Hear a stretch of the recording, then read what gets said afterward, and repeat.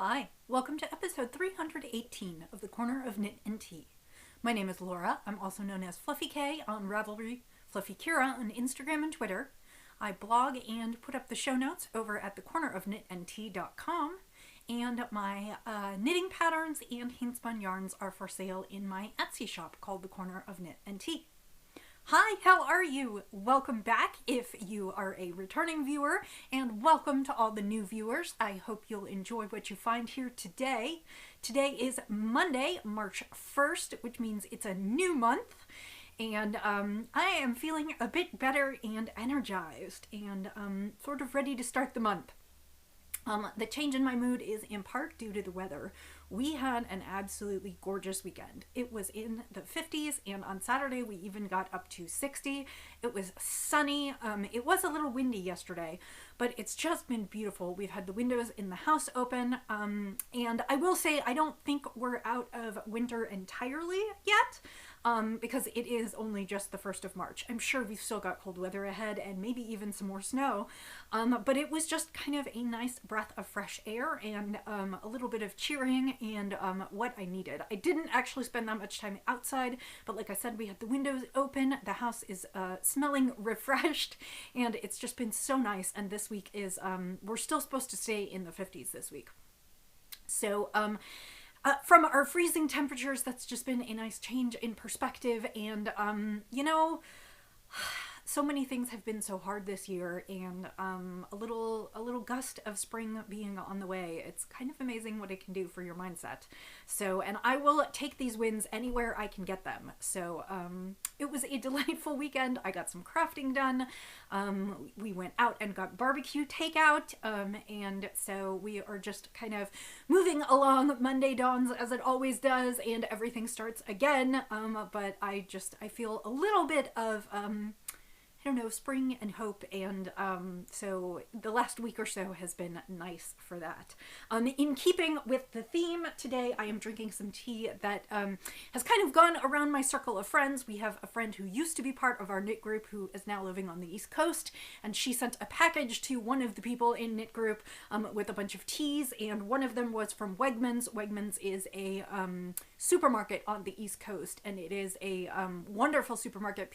It's got a very cult-like following on the East Coast. Everybody loves it. And this is called Sakura Sencha green tea. And I am not usually, it just came in a little mason jar. I assume she bought it from the market and then put it in the mason jar.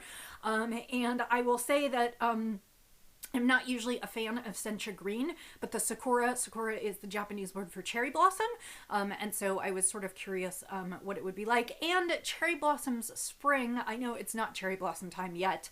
As I said, I know we still have some winter ahead of us. The real spring will begin, well, the spring equinox is in March 21st, 22nd, so we're still a few weeks away, but I just sort of tried to keep with the theme, and I picked a themed mug. I guess this one is technically a little bit more, this is a Jenny the Potter mug, and it was one of her sunflower mugs. Sunflowers are the Kansas state flower, and sunflowers are just gorgeous throughout the summer, and I guess that's pushing it a little further out, but my flowery mug and my cherry blossom tea and just a little bit of a gust of spring.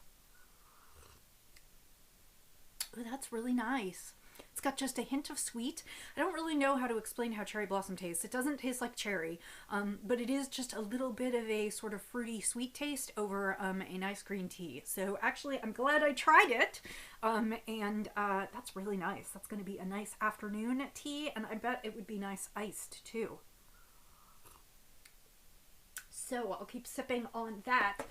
What I have noticed in my crafting is that even though I am somewhat more motivated to craft, I am mostly being project monogamous, which is absolutely not who I am, but I am going with the flow for now. So basically I'm ending up working on one project at a time, which if you know me, you know I usually have 3 or 4 projects going. Technically I have other projects on the needles, but they're seeing very, very, very little work, just a few rows here or there.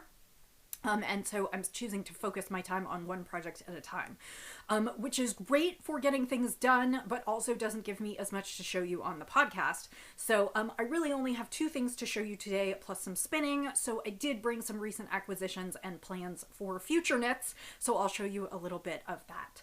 So for my finished knit, I actually did finish the test knit that I was doing last week. This is a brioche scarf / cowl pattern. It's written to be either you can start with a provisional cast on and then join it when you're done, and it can be a cowl, or you can just knit it as a plain scarf.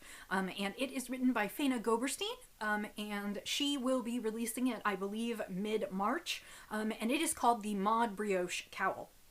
And basically what it is it's alternating sections of brioche and different colors, and it gives it sort of a color blocked and mod feel. This is kind of the beginning, and what I showed you last time, I'm trying to think which one I showed you last time. I think I showed you this section last time.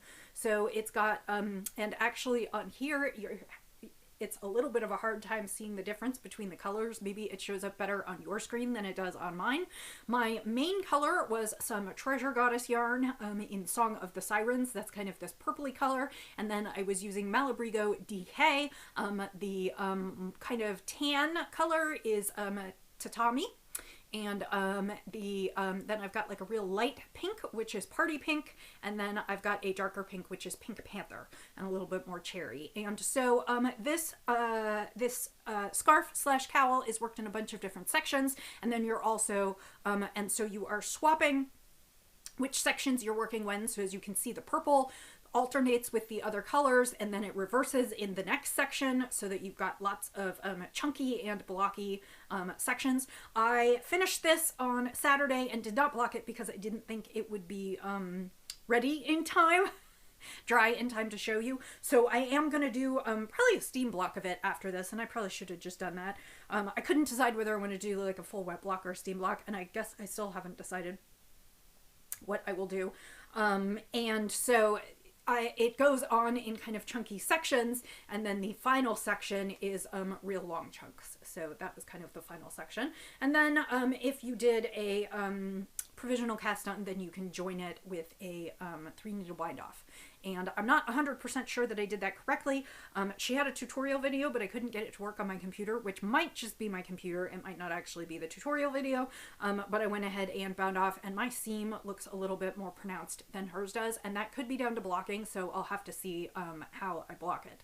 But so that is kind of a finished project. I did make mistakes in this, mistakes that will be corrected in the pattern, and a few little things that were just down to myself. I have one little error. Now I'm going to show you the errors because I'm a knitter, and that's what we knitters do, is we show each other, hey, did you see that mistake I made? The first one is that I actually split a stitch right there. You can see where the purple comes over that pink spot.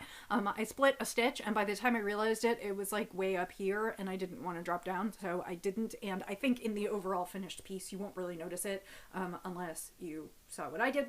I did have a few questions where I was switching the sections, switching the colors between, and so my rows are in some places a little bit more pronounced than others. So that is something that will be fixed in the actual pattern. I just did that wrong. And then there was one section on the reverse side, and you know, yesterday when I was looking for it to show somebody, I couldn't find it. There is one section where yes, here. Where I screwed up. It's supposed to be sections of 4 and 4, and you can see right here I screwed up and I have 3 and 5 right there. And I noticed it about 3/4 of the way through and reset myself and reset it for the finished. So lots of mistakes, not due to the designer at all. She's working on the pattern, and the pattern will be available soon. This was a fun little project. I ended up using the full skein of the main color, which was 275 yards. It was Treasure Goddess Treasure DK. And like I said, it's in the Song of the Sirens colorway, and then I used probably 1/2 to 2/3 of the balls of the Malabrigo DK. Those are 50 grams, and I think they're 50 grams and 150 yards. So I was pretty pleased with how this came out. I really like the colors. I will probably keep it for myself because of the mistakes in it. I had thought I was going to maybe send it to my mom for her birthday, but because of the mistakes, I think I'll keep it to myself. Nice I-cord edgings. Fairly simple if you know how to do brioche. It's just a question of, you know, sort of setting up your sections and then switching colors and then switching between the sections. So that is my finished mod brioche cowl. I will be blocking that and taking photos so that I can show that to its advantage. But that one is finished, and I actually finished that in about a week. And oh no, that's not a mistake. That's the edging. No, that's a mistake. I just found another mistake. Great. See, right here, right near the edging. See that extra pink stitch? That's not supposed to be there. Haha. So lots of mistakes, but ultimately I don't think it's really going to matter. And when I'm going to wear this, it's going to be scrunched up around my neck anyway. So I'm really not concerned. And part of my getting back into crafting is just saying, okay, I'm just going to go for it. Like sometimes I'm a perfectionist when I need to be. But this one was just kind of a let's get moving. And I think I probably used about between 600 and 700. Well, let me think about that. It was 275 plus then half of the 150 is another couple 75. So probably about 500 yards in this cowl. So it was a decent bit of work this week. So I worked on that. So that is my kind of one finished object, and that was my main project for the week. I have started on the next main project. I was supposed to be working on it while I was doing that. But again, I found myself just torn to work on one. So now this is going to be my main project, hopefully this week and maybe next week. And I'm hoping maybe I can complete it in the next 2 weeks. We'll hope, because it should have been done by now. And I just haven't been working on it. So I am working on the V-neck, I think it's the V-back tee by Knitosophy. And I am knitting that as a sample for Zen Yarn Garden. And I am using one of their new Luxe yarn cakes and then one of their older colorways. This new colorway is called Rice Tie, and it's just absolutely beautiful. I've actually gotten through a chunk of the cake. It started at this green and kind of purpley section, and now I'm getting to the purple towards the red, and I will show you what I have so far. The V-back tee is a tee that she produced in a variety of weights. The first one was in fingering weight, and basically what it is it's a tee that has kind of, it can be worn, the tee can be worn reversibly, so the back can be the front or the front can be the back, but the way she designed it is that the front is kind of a scoop crew neck, well, not even a scoop, it's just a crew neck up at the top, and then the back actually is a V-neck, and so you can either wear it with the V in the front or in the back. And because of that, the shaping is a little weird, because you're knitting kind of in a growing circle around the front in some increases, but you're also increasing kind of at the back to continue to make that V and kind of get your knitting to bias. And then down at the bottom, there's some short rows to kind of even everything out, so you have a bottom of the tee. So I have been working on that. I actually cast on over a week ago, and I kind of worked on the neck ribbing for a while, but in the last couple days I've done the first several sections of the, or the first 2 big sections of the top beyond the ribbing. So this is what I have so far. So you can see you've got some ribbing there. This is technically the front, I guess, because this is the circular neck, and then down at let's see, I'm sorry, no, this is the shoulder. It should be like this. This is the front here, and then this right down here is the back, and you can see, let's see if I can set this up so that you can see this. I had it a little bit twisted because I was taking photos before.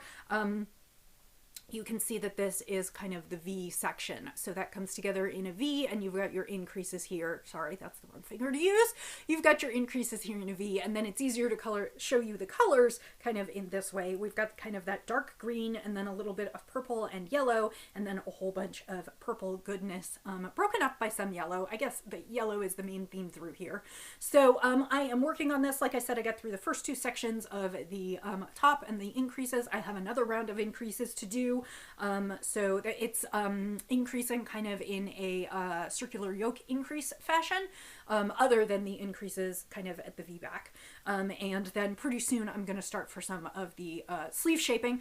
The top is kind of a capped sleeve top, so I will be working for several more inches kind of as is and kind of doing the sleeves, and then I will pull off the sleeves and join for the body and continue down the body.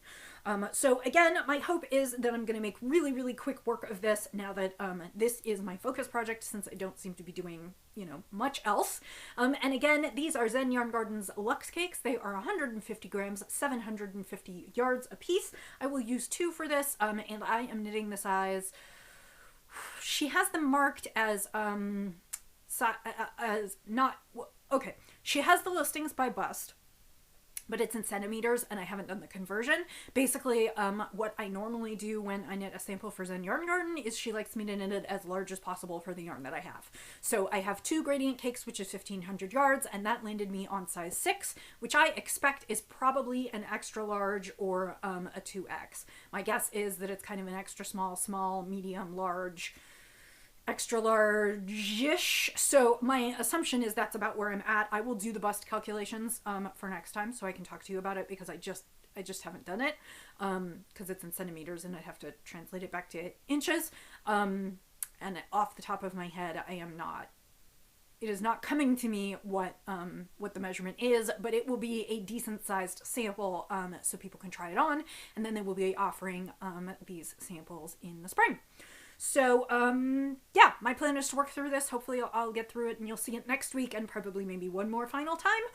But my hope is that I get through it really, really fast, because I have sort of been working one project at a time, which, like I said, is like fun. It's okay for me. I mean, I get a lot more done quickly than when I spread it over a few weeks, but I'm used to having multiple things on the needles, so it's a little bit weird. So yes, this is my V-back tee. And I am really enjoying it. This was one of those that when I saw it, I kind of wanted to do it for myself. And then I also sent a note to my contact at Zen Yarn Garden and said, hey, this is a really cool pattern. This would totally work in your gradient cakes.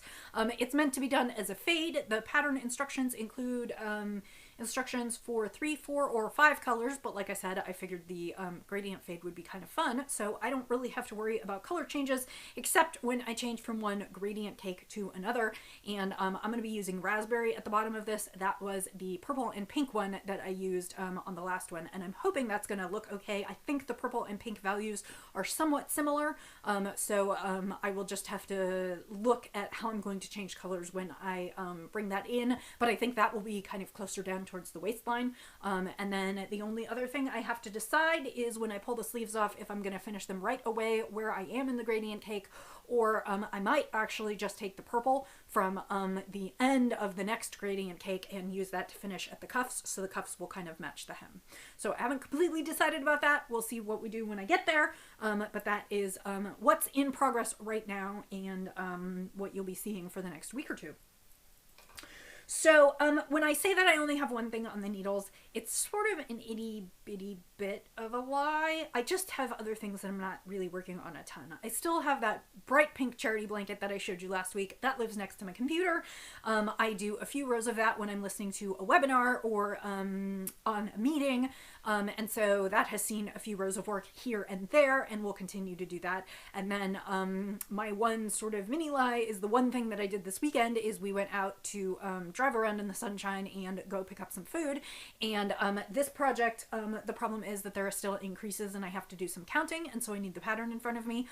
So I took my remember I finished the shorty sock that I showed you a couple weeks ago. It was a Knit Picks Felici stripey. I had done socks for Roxy in the same colorway, and I had one ball left, and I was going to make myself shorty socks. I cast on for the shorty socks for me. I got the entire cuff done. Super short. I did like a 10-row ribbed cuff, and then a couple rows plain, and then started right into the heel. I'm about halfway through the heel. So there's like very little to show you, but that was what I did in the car. So, and I expect I won't pick that up unless I really need like a roundy project that I, you know, need no concentration for. So I'm not clear when that will get done, and I'm not worrying about it. Like I said, my focus right now is going to be this sample until I finish it, because that is what's on my docket. So because that was so little knitting content, although I guess it's 19 minutes in and I'm still talking, I thought I would show you what are the next 2 projects that are going to be on my needles. And I don't know exactly when these will start, but I ordered some yarns to make the kids sweaters this year. I'm sorry for the crinkling. I have them all in a Ziploc bag.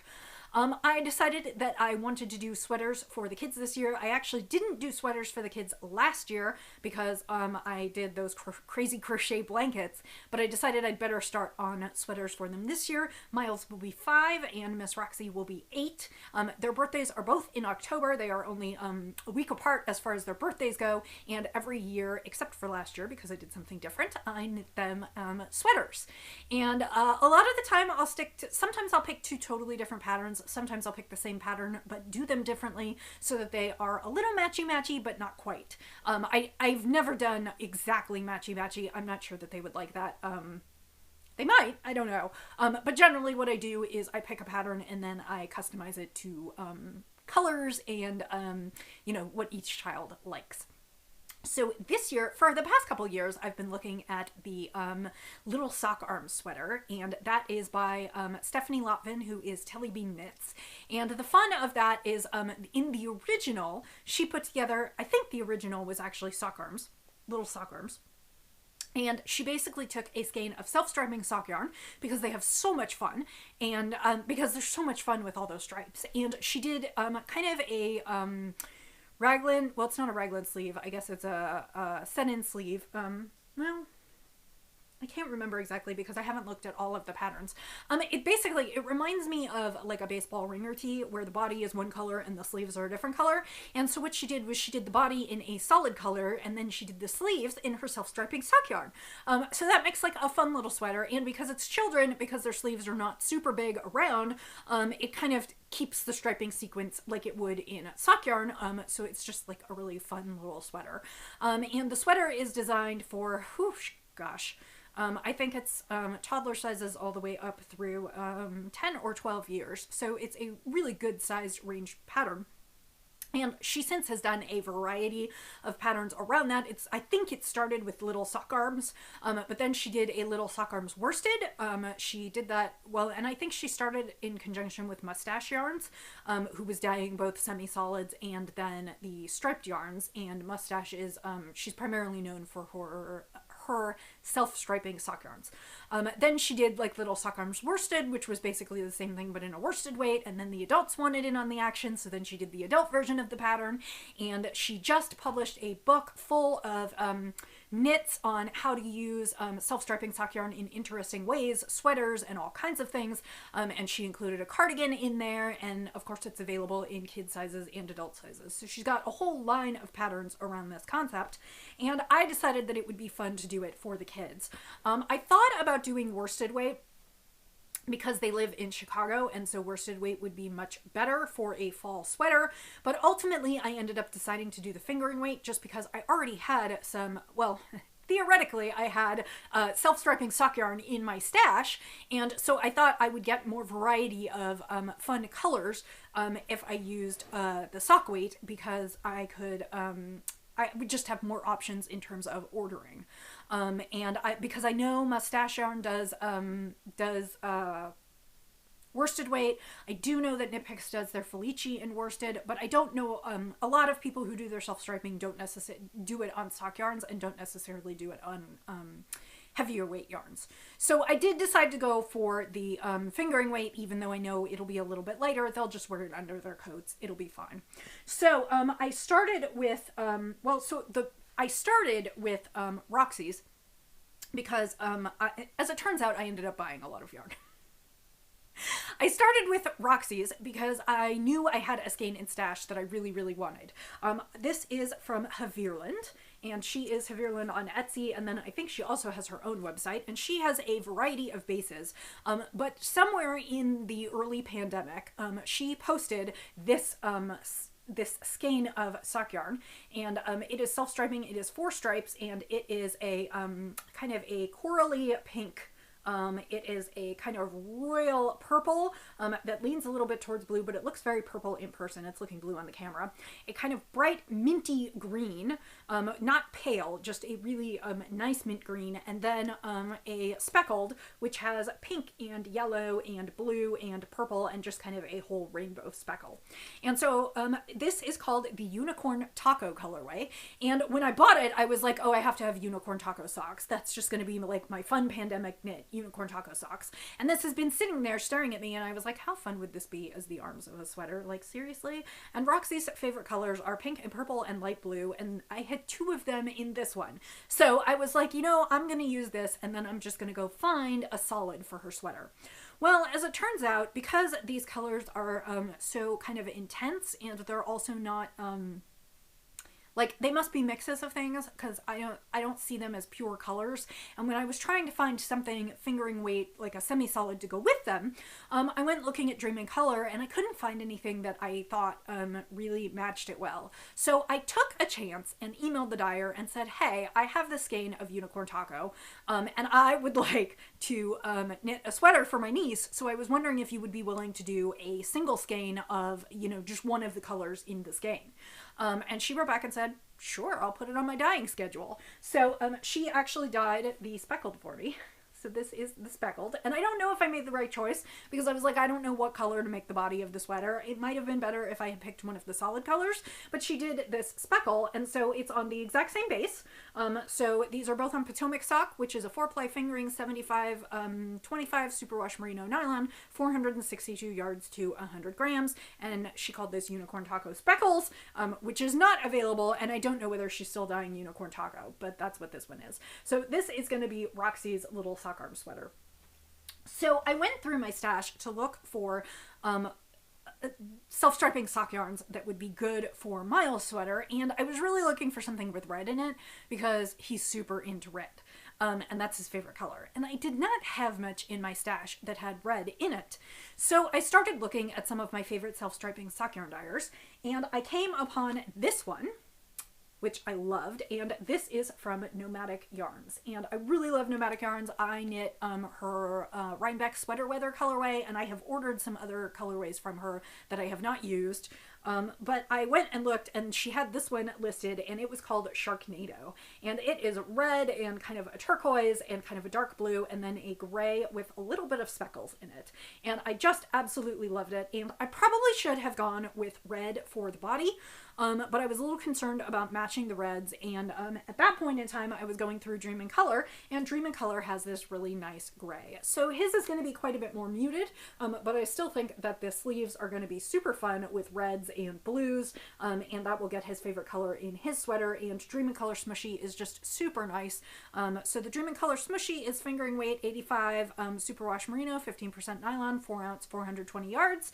And this one is a trusty sock, 462 yards, 75-25 superwash merino nylon. So I guess these are slightly different weights. This one is a slightly lighter sock weight, but I think they'll be fine together. So those are my next 2 cast-ons. You'll be seeing me do little sock arms a couple times this year, and my plan is to, as soon as this sweater is finished, cast on for one of those and just get a head start on having sweaters for the fall.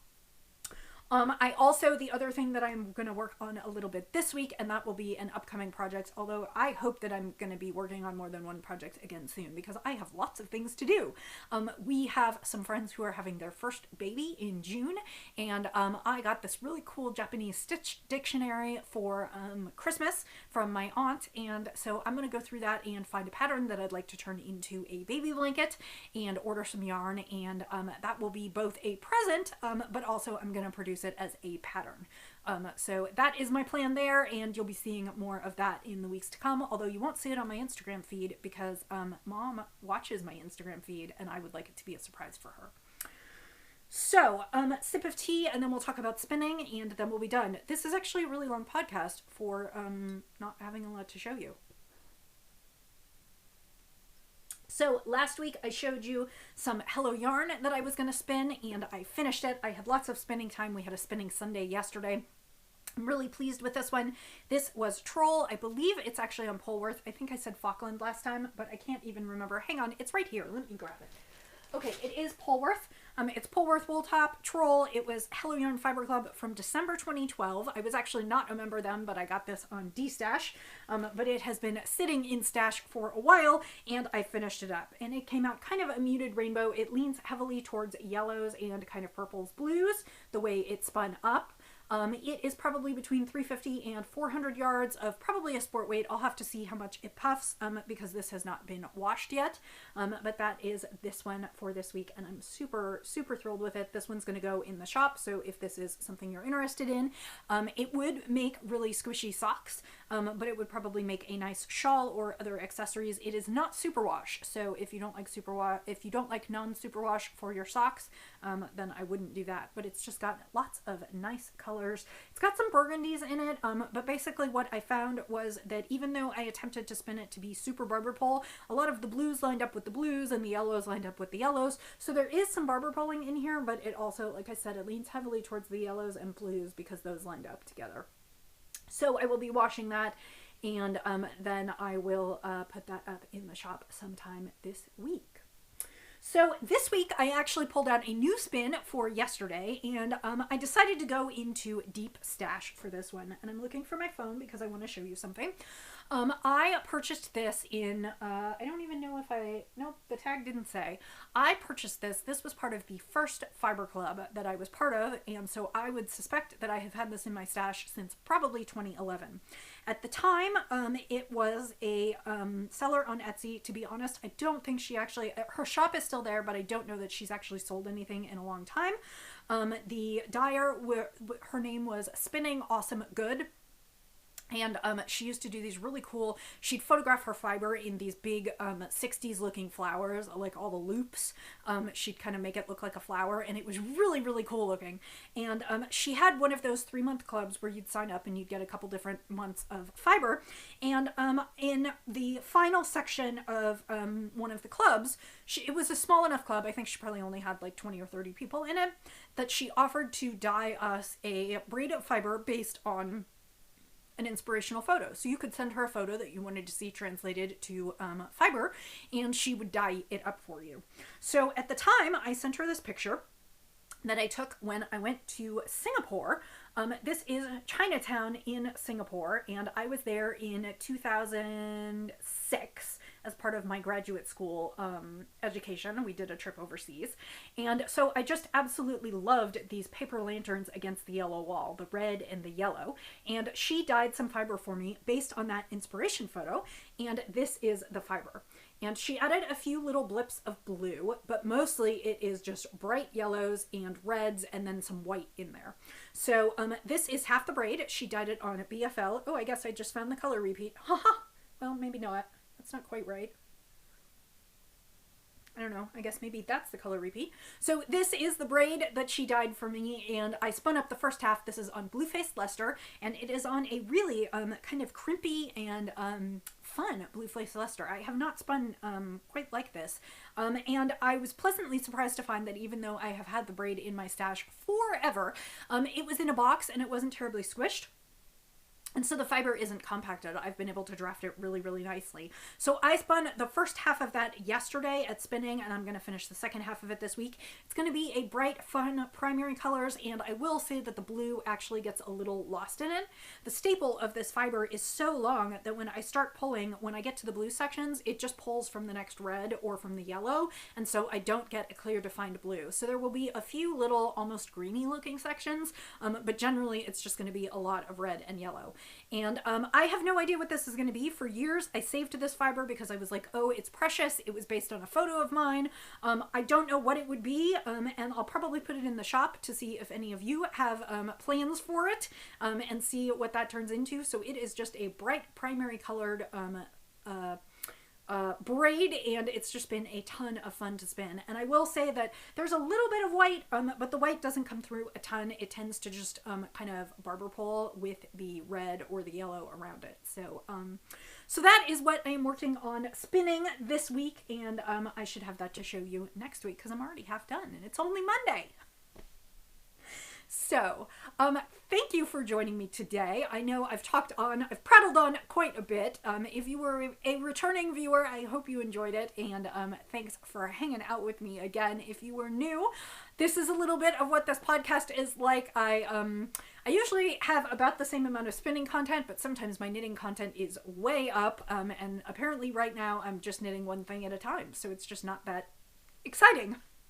but you got a little glimpse into what I'm working on right now and then what I will be working on in the coming weeks.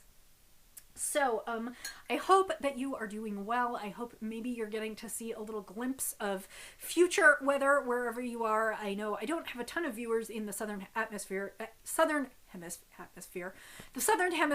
but I know that you're getting ready to go into fall. We're getting ready to go into spring, and I'm excited about you know, just the weather changes. It's a little bit less bleak here. That means that everything is, you know, starting to perk up and green up again, or it will. Where you are, I guess you're kind of going into the downturn into the winter, but I always love fall too. So, and I'm excited because the seasonal change means new knitting patterns and just lots of kind of seasonal shifts.